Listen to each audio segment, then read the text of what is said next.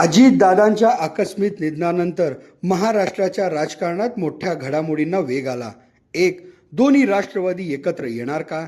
दोन, राष्ट्रवादी काँग्रेसचे अध्यक्षपद कोणाकडे जाणार? तीन, सुनेत्रा वहिनींच्या उपमुख्यमंत्री झाल्याने त्यांच्या जागी राज्यसभेवर कोण जाणार? आज मितीस राष्ट्रवादी काँग्रेस पक्षाचे कार्याध्यक्ष हे प्रफुल्ल पटेल आहेत. परंतु आज पवार कुटुंबावर प्रेम करणाऱ्यांना पक्षाच्या आणि सत्तेच्या केंद्रस्थानी पवार कुटुंबच हवे असल्याने या सहानुभूतीच्या विरोधात जाण्याचे धाडस सहसा कोणी करणार असल्याचे दिसत नाही. अजितदादांच्या जाण्याने बारामती विधानसभेच्या होणाऱ्या पोटनिवडणुकीत सुनेत्रा वहिनी उभे राहणार का, यावर पवार साहेबांचा निर्णय हा महत्त्वाचा मानला जातो. राजकीय जाणकारांच्या मते अगर पवार साहेबांची यास नकार घंटा असेल तर विधान परिषदेचाच मार्ग सुनेत्रा वहिनींना स्वीकारावा लागेल.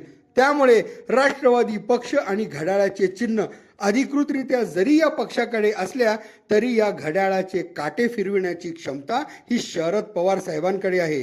त्यामुळे येणाऱ्या काळात दोन्ही राष्ट्रवादी पक्षांच्या घडामोडींवर राज्याचे राजकारण झपाट्याने बदलताना दिसेल असेच मानले जात आहे.